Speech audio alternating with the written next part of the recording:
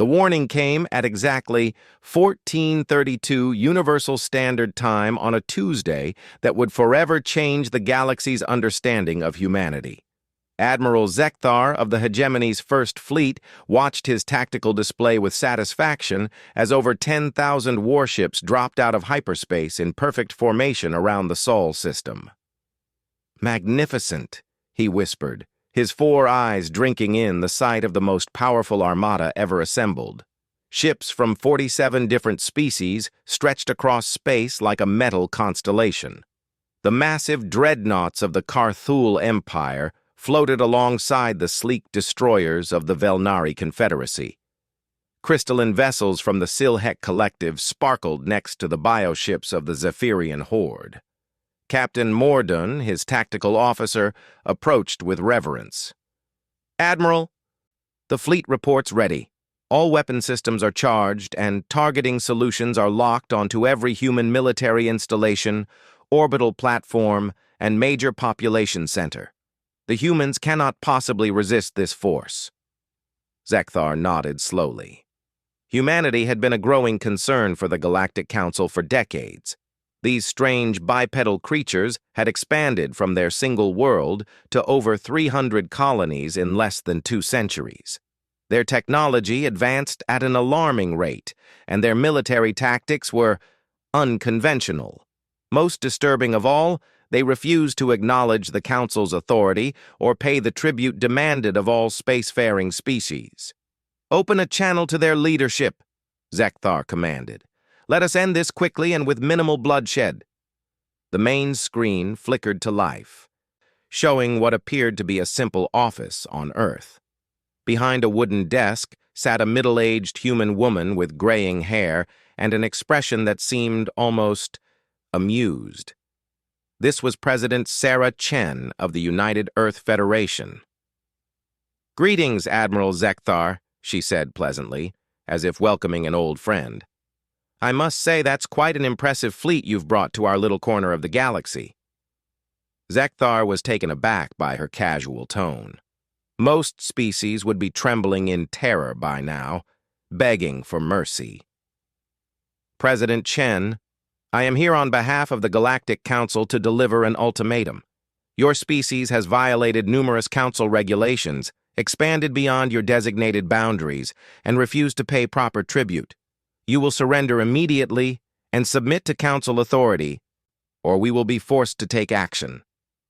President Chen leaned back in her chair and actually chuckled.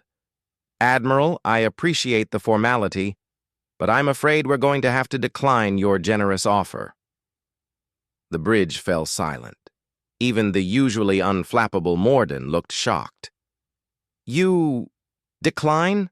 Zekthar sputtered. "Do you not comprehend the situation? We have over 10,000 of the most advanced warships in the galaxy surrounding your system. Your entire species could be extinct within hours." "Oh, I understand perfectly," Chen replied, her smile growing wider. "And I'm sure your fleet is very impressive.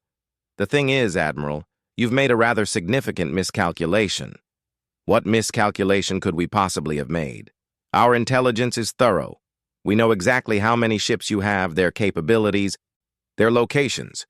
You have perhaps 300 vessels total, most of them outdated by our standards." Chen stood up and walked to her office window, which offered a view of the sprawling metropolis of Geneva. "You know, Admiral, there's an old human saying, 'It's not the size of the dog in the fight, it's the size of the fight in the dog.' I don't suppose your species has an equivalent?" Zekthar's primary eyes narrowed in confusion while his secondary eyes tracked potential threats on his tactical display. "I fail to see how primitive idioms are relevant to your imminent destruction." "Well, let me share another one then," Chen continued, turning back to face the camera. "We also say, never bring a knife to a gunfight. Although in this case, it might be more accurate to say, never bring a gun to a nuclear war." She pressed a button on her desk, and suddenly every screen on Zekthar's flagship erupted with new contacts. The tactical display went from showing the neat formations of the Hegemony fleet to absolute chaos. Red hostile markers appeared by the thousands, emerging from what had seemed like empty space. "What? What is this?" Zekthar demanded, his voice cracking. "Stealth technology, Admiral," Chen explained cheerfully. "You see, while you were busy building bigger and bigger ships, we focused on making ours invisible. Those 300 vessels you detected, they're real, but they're also decoys. The actual Earth defense fleet consists of approximately 50,000 ships, all of which have been surrounding your formation for the past 6 hours. Mordun's face had turned the pale blue of Velnari shock. "Sir, the computer confirms it. We're completely surrounded. How is this possible? Our sensors should have detected any cloaking technology." "Should have, yes," Chen agreed. "But you see, our stealth systems don't work the way yours do. We don't bend light or mask energy signatures. We simply exist in dimensions your sensors can't perceive. It's amazing what you can accomplish when you think outside conventional physics." On the tactical display, the human ships were beginning to move into attack formations. Unlike the rigid geometric patterns favored by Council militaries, the human fleet flowed like a living thing, each ship seeming to dance with its neighbors in a complex three-dimensional ballet. "This is impossible," Zekthar whispered. "Our intelligence showed that humans had barely achieved faster-than-light travel. Your technology should be centuries behind ours." Chen returned to her seat and folded her hands on her desk. "Admiral, I think you've made the same mistake that many species make when dealing with humans. You assumed that advancement follows a linear path. You've spent millennia perfecting the same basic technologies, making your ships bigger, your weapons more powerful, your armor thicker, but you never asked the fundamental questions." "What questions?" "Why fight in 3 dimensions when you can fight in 11? Why use energy weapons when you can manipulate matter at the quantum level? Why destroy your enemies when you can simply convince them never to have existed in the first place?" Even as she spoke, strange reports were flooding in from across the hegemony fleet. Ships were simply vanishing from reality, not destroyed, but erased as if they had never been built. Others found their weapon systems transforming into flowering plants or children's toys. One entire squadron of Carthul dreadnoughts discovered that their hulls had been converted into an edible substance that tasted remarkably like chocolate. "We are not a warlike species by nature, Admiral," Chen continued as chaos erupted across the hegemony fleet. "We prefer to solve our problems through creativity, ingenuity, and what we call thinking outside the box. But when forced to fight, we fight with every advantage we can create." Zekthar watched in horror as his magnificent armada was systematically dismantled without a single shot being fired in return. How are you doing this?" "Human children play games where they imagine impossible things," Chen explained. "We've simply learned to make the impossible real. Your council spent so long establishing rules about what was possible that you forgot to ask what might be possible instead." A new voice crackled over the communication system. It was Admiral Hassan of the Earth Defense Fleet, speaking from the bridge of humanity's flagship, the UES Imagination. "Hegemony Fleet, this is Admiral Hassan. You are completely surrounded and outgunned. However, President Chen has authorized me to make you an offer. Stand down immediately, and we will allow your ships to depart unharmed. You have 60 seconds to comply." Zekthar looked around his bridge at his terrified crew. Then at the tactical display, showing his fleet being systematically neutralized by weapons and technologies that shouldn't exist. The pride of 47 civilizations was being defeated by a species they had considered primitive. "President Chen," he said slowly, "what assurance do I have that you will honor this offer?" Chen's expression became serious for the first time since the conversation began. "Admiral, humans have many faults, but we keep our word. We're offering you a chance to leave with your dignity intact because we don't enjoy unnecessary killing. But make no mistake, this is the only offer you'll receive." The seconds ticked by as Zekthar wrestled with the greatest military defeat in galactic history.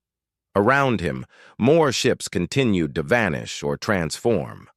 One Silhek collective vessel had somehow been turned inside out, its crew unharmed but thoroughly confused.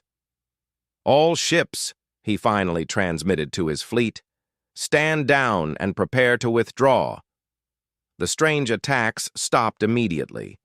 The human fleet remained perfectly positioned, but made no aggressive moves. "A wise choice, Admiral," Chen said. "Before you go, however, I want you to carry a message back to your council." "What message?" "Tell them that humanity is ready to join the galactic community, but as equals, not as subjects. We're prepared to share our knowledge and work together for mutual prosperity, but any future attempts at subjugation will be met with creative resistance." As the massive hegemony fleet began its humiliating retreat, Zekthar found himself wondering how everything had gone so wrong. They had brought the most powerful armada in galactic history to conquer a single species, and that species had laughed at them. Perhaps most disturbing of all, he was beginning to suspect that the humans had been holding back.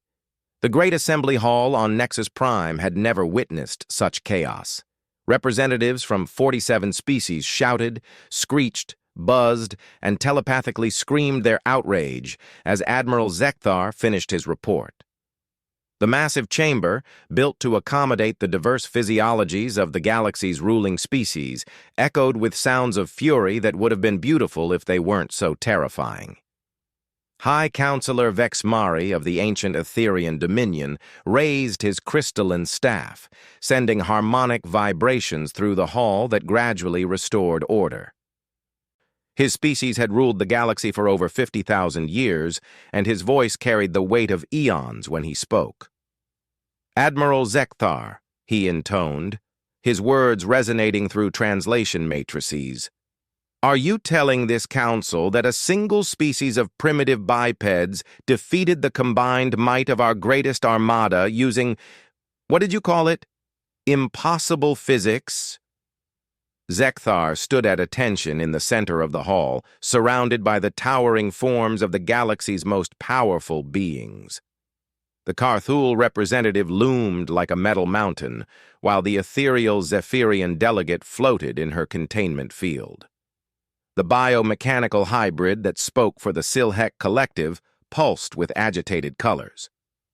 "High Counselor, I understand how this must sound," Zekthar began carefully, "but the evidence is undeniable. The humans possess technology that operates outside our understanding of physical law. They didn't defeat us through superior firepower.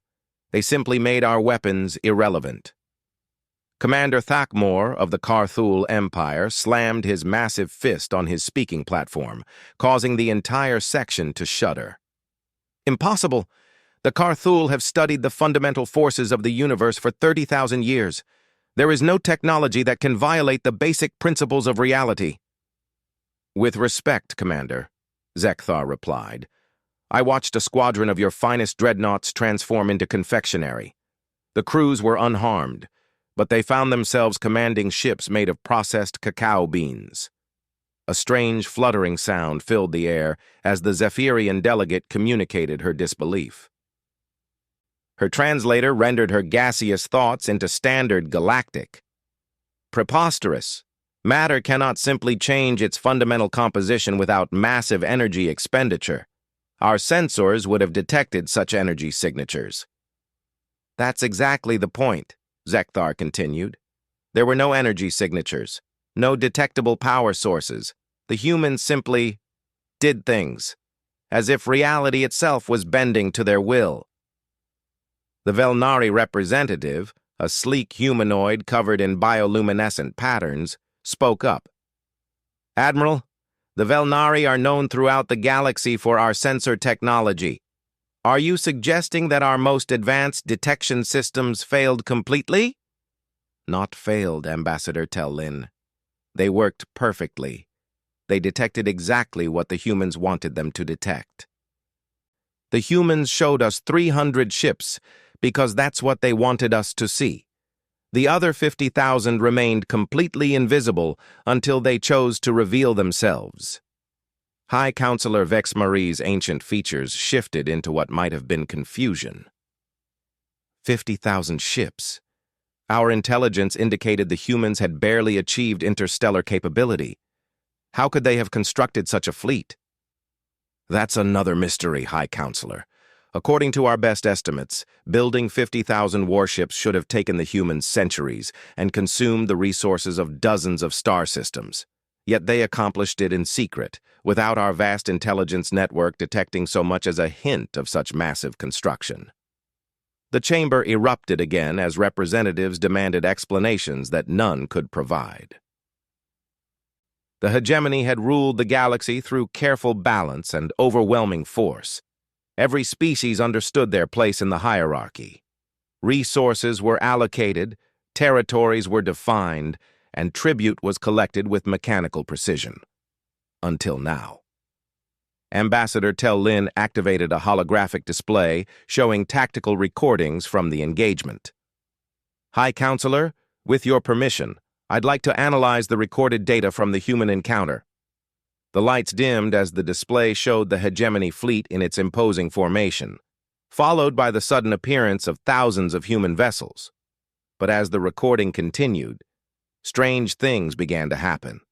Ships didn't just disappear, they faded from existence as if they had never been real. Others transformed in ways that defied explanation. "Computer," Tell Lin commanded. "Analyze transformation sequence of Carthul vessel designation Iron Fist." The display zoomed in on a massive dreadnought as its armored hull suddenly began to change color and texture.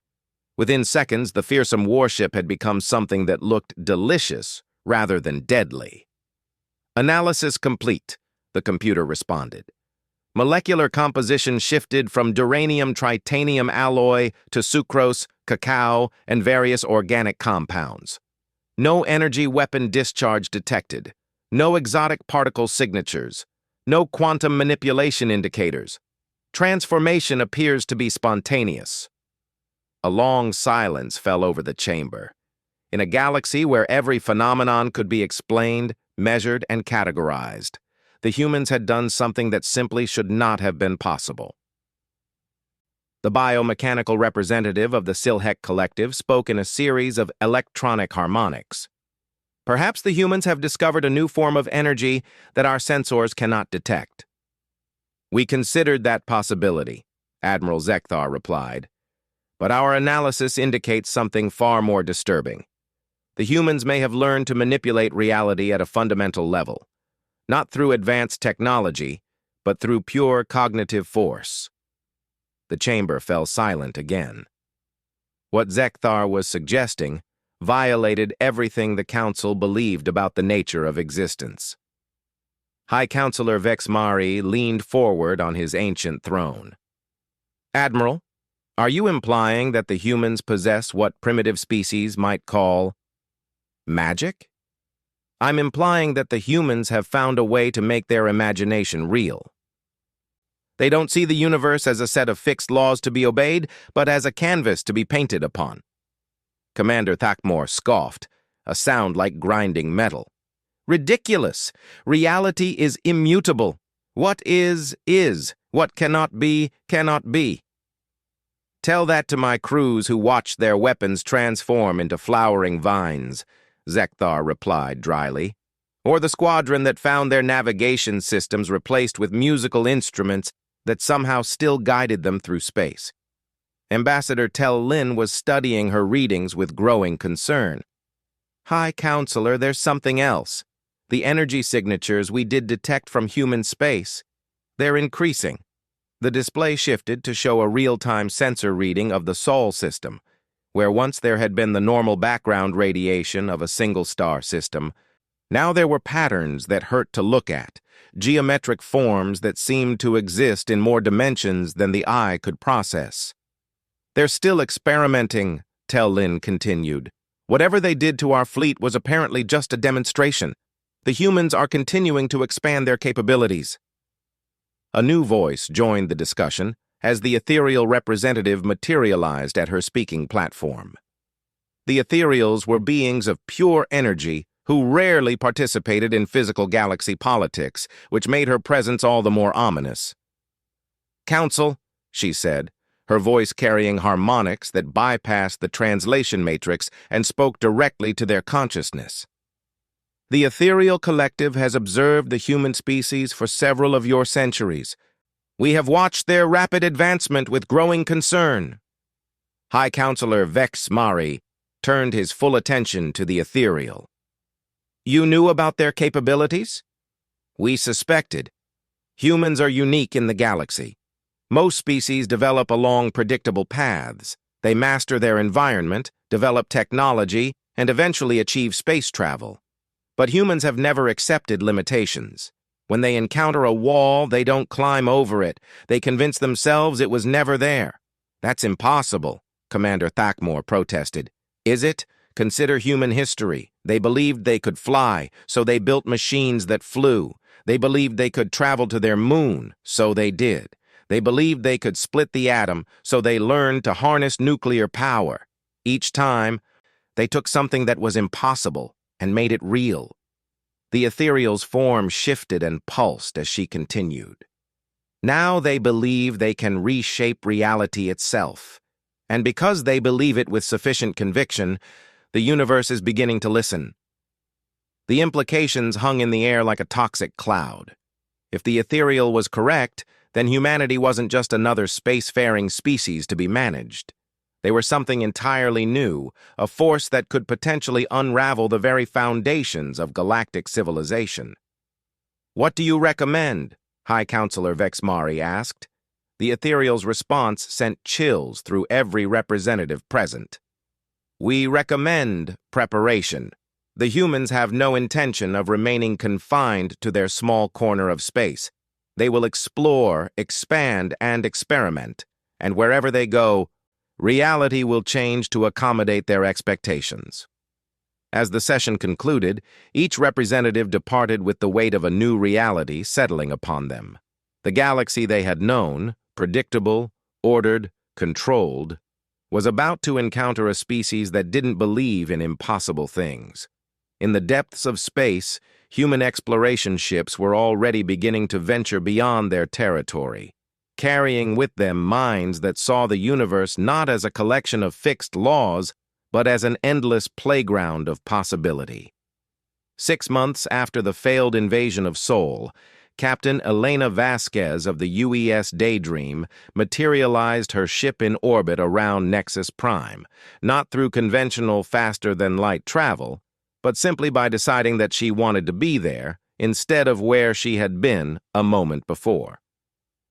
The universe, having grown quite fond of accommodating human desires, obligingly rearranged itself to make this possible. The massive space station that served as the Galactic Council's headquarters had been designed to impress and intimidate. Stretching over 1,000 kilometers in length, it was a monument to 47 different architectural styles, each representing a member species' contribution to galactic civilization.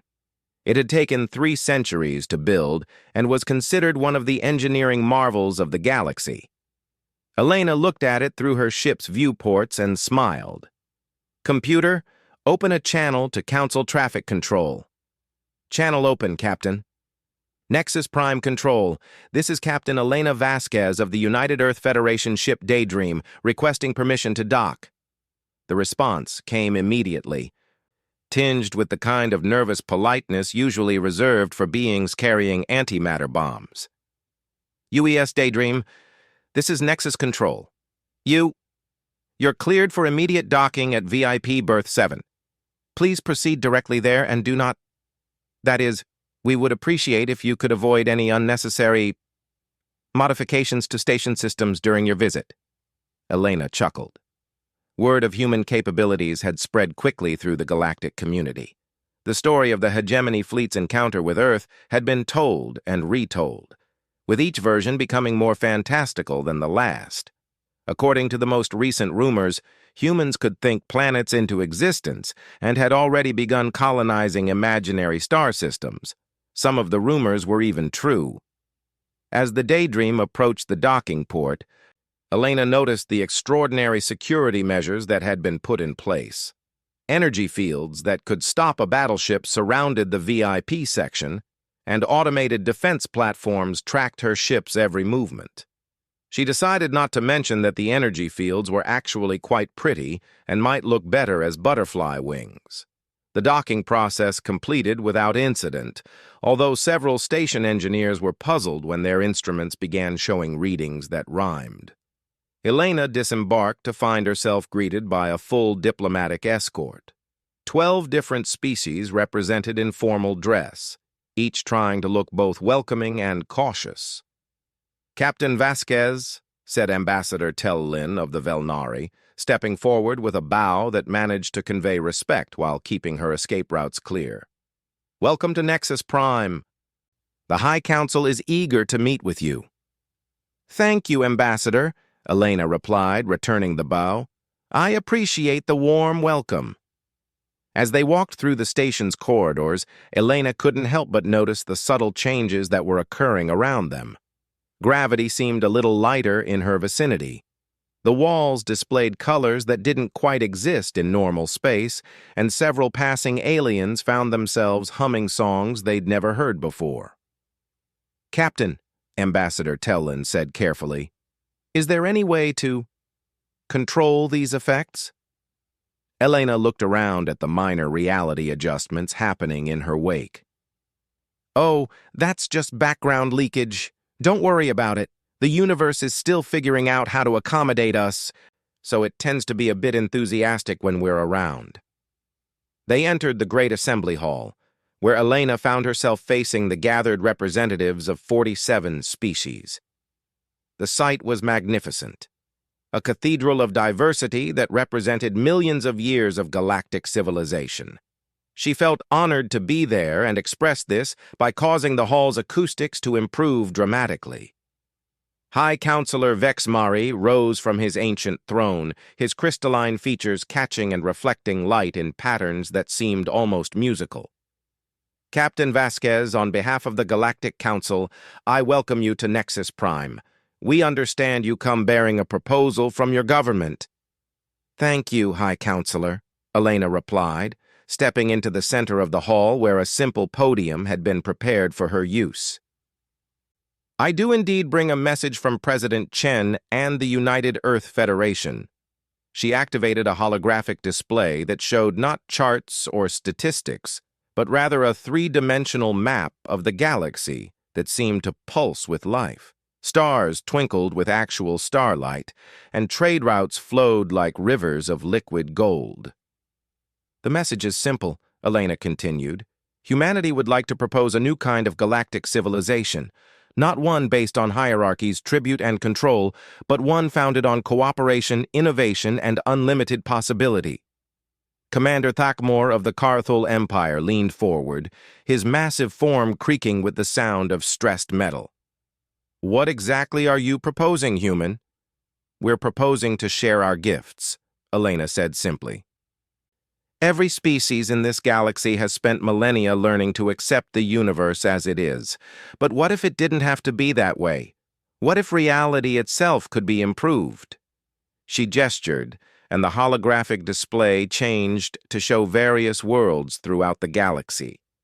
Barren planets suddenly bloomed with life. Dying stars reignited with renewed vigor. Space lanes that had been dangerous for centuries became safe passages through fields of crystalline flowers. "This is impossible," whispered the Silhek representative, his biomechanical components pulsing with agitation. "We used to think so too," Elena agreed. "But we learned that impossible is just another word for hasn't been tried yet." The ethereal representative materialized more fully than she had during previous sessions, her energy form taking on almost solid appearance. "Captain, what you're proposing would fundamentally alter the nature of existence itself. The consequences could be unpredictable." Elena nodded thoughtfully. "True. But consider the alternative. Right now, this galaxy is stagnant. You've spent so much time maintaining order that you've forgotten how to grow. Species rise to a certain level of development and then plateau. Resources are finite, so expansion is limited. Conflicts arise over territory and wealth because everyone believes there isn't enough to go around. She waved her hand again, and the display showed the galaxy as it could be. Infinite systems connected by impossible geometries. Planets that existed in multiple dimensions simultaneously. Stars that burned with colors that had no names, but somehow represented pure joy. What if there was always enough? What if scarcity was optional? What if every species could achieve their wildest dreams without taking anything away from anyone else? High Counselor Vex Mari was silent for a long moment, his ancient mind processing concepts that challenged everything he believed about existence. Captain, even if such things were possible, how could we trust that humanity would use such power responsibly? Elena's expression became serious. High Counselor, I understand your concern. The power to reshape reality is indeed enormous. But consider this. We could have conquered the galaxy by now if that was our intention. We could have rewritten the laws of physics to make ourselves the dominant species and reduced everyone else to whatever role we chose for them. She paused, letting that sink in before continuing. Instead, we're here, asking for cooperation. We're offering to teach you what we've learned, to share the techniques that allow consciousness to influence reality. We want partners, not subjects. Ambassador Tell-Lin stood up, her bioluminescent patterns shifting to indicate deep thought. Captain, even if we accepted your proposal, how could our species possibly learn to do what humans do? We don't possess your flexibility of mind. Elena smiled warmly. Ambassador, you're thinking like a Velnari, which is perfectly fine. The galaxy needs Velnari wisdom and Velnari solutions to Velnari problems. But reality is big enough for every species to contribute their own unique perspective. The display changed again, this time showing various alien species beginning to achieve their own reality-altering breakthroughs. The Karthul, with their deep understanding of order and structure, were creating perfect crystalline matrices that could store infinite energy. The Zephyrians, beings of living gas, were learning to exist in multiple states simultaneously. The Silhek Collective was discovering that the boundary between organic and mechanical consciousness was purely optional. Each species will develop their abilities differently, Elena explained. Humans excel at imaginative leaps and creative problem-solving. But the ethereals understand energy better than we do. The Etherians have a deeper grasp of temporal mechanics. Every species has something unique to contribute. The hall fell silent as representatives contemplated a future where their ancient limitations might no longer apply. The silence stretched until finally, an unexpected voice broke it. I wish to learn. Everyone turned to see the representative of the Quelnari, a species so ancient and conservative that they hadn't spoken in council sessions for over 1,000 years. The Quelnari looked like living stone, and their words carried the weight of geological ages. I have witnessed the rise and fall of civilizations for 50,000 years, the Quelnari continued in a voice like shifting mountains. I have seen species achieve greatness only to stagnate and decline. Perhaps it is time for something truly new. One by one, other representatives began to voice their interest. Not all of them. Some species were too set in their ways to embrace such radical change, but enough to create momentum. High Counselor Vex Mari looked around the hall at his fellow representatives, then back at Elena. Captain Vasquez, if we were to accept your proposal, what would be the first steps? Elena's smile could have powered a small star. The first step is to stop believing that the way things are is the way things have to be. After that, we'll figure it out together. As the session concluded and representatives began to file out, the galaxy had already begun to change. On distant worlds, beings who had never questioned the fundamental laws of physics suddenly found themselves wondering, what if? And in a universe that was learning to respond to conscious intention, what if was the most powerful question of all. Captain Elena Vasquez walked back to her ship through corridors that now hummed with possibility. Behind her, the greatest deliberative body in galactic history was beginning to debate not just new policies, but new realities. The age of human expansion was just beginning, and reality itself was excited to see what would happen next.